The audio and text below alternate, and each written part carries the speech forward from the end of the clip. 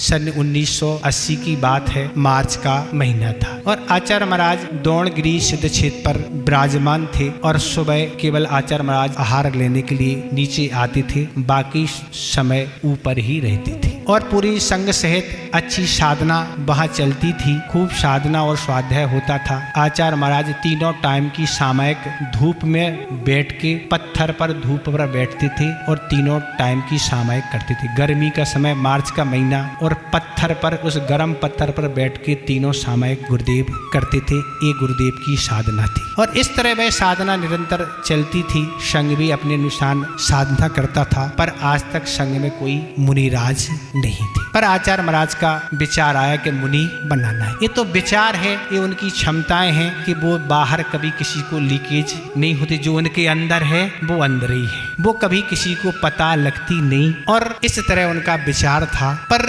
लोगों में चर्चा या संस्मरण लोगों ने अनेक प्रकार से सुनाया है। पर अभी हम चूंकि कुंडलपुर में थे तो हमने सोचा जिनके साथ घटित हुआ उन्हीं से पूछो ना। तो हमने पूज्य समय सागर महाराज से पूछा कि महाराज ये सही बात क्या है, आपकी दीक्षा कैसे हुई? तब समय सागर महाराज ने सुनाया। हमने महाराज जी ऐसा सुना था, नहीं कल ऐसा हुआ। महाराज जी ने कहा हुआ ऐसा कि हम दोपहर में सामयिक में बैठे हुए थे। उस समय समय सागर जी एलक अवस्था में थे और मैं बाहर बैठा था और आचार्य महाराज वहां से सामयिक करके निकले तो बस ऐसा बोलते हुए चले गए, कल तुम्हें केस लॉन्च करना है। और बस सुन लिया, मैंने किसी से कुछ भी नहीं कहा और सुबह उठ के मैंने केस लॉन्च कर लिए। और केस लॉन्च करने के बाद आचार्य महाराज और संघ सहित सब लोग शौच के लिए चले गए और मैं आचार्य श्री के पास भक्ति करने के लिए गया। चूंकि केस लॉन्च करने के बाद आचार्य महाराज के पास भक्ति के जाना पड़ता है तो हम वहाँ भक्ति के लिए गए। और कुछ महाराज तो कुछ तो साधु आ चुके थे, कुछ अभी उस समय आए नहीं थे। आचार्य महाराज एक पार्टी पर बैठे हुए थे और समय सागर आके बैठ के भक्तियां करने लगे।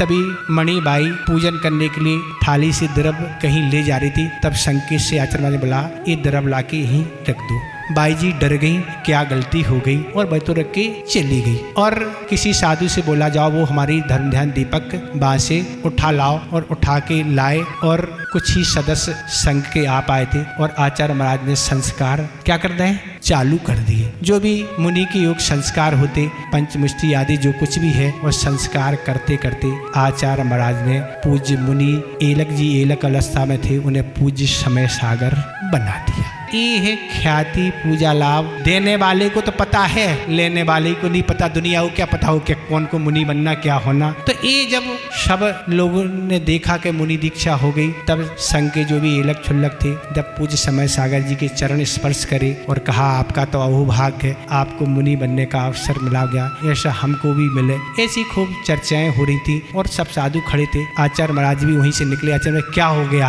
आचार्य महाराज आज बहुत अच्छा हम लोगों को लग रहा, आज हम लोगों के बीच में कोई मुनि अभी तक नहीं था, आज पूज्य समय सागर जी को यह प्राप्त हो गया, तो यह तो बहुत अच्छा क्षण है। आचार्य महाराज कहने लगे आत्म विकास के लिए यह साधना ही सबको करना है और इसी पद से ही मुक्ति मिलती है। तो इस तरह साधारण तरीके से, कोई ना माइक, ना कोई मंच, ना टेंट और ना कोई आवाज, न किसी को कुछ भी पता नहीं लगा और प्रथम मुनि दीक्षा गुरुदेव ने इस तरह दे दी। तो इस तरह आचार्य महाराज कैसे ख्याति पूजा लाभ से दूर रहते हैं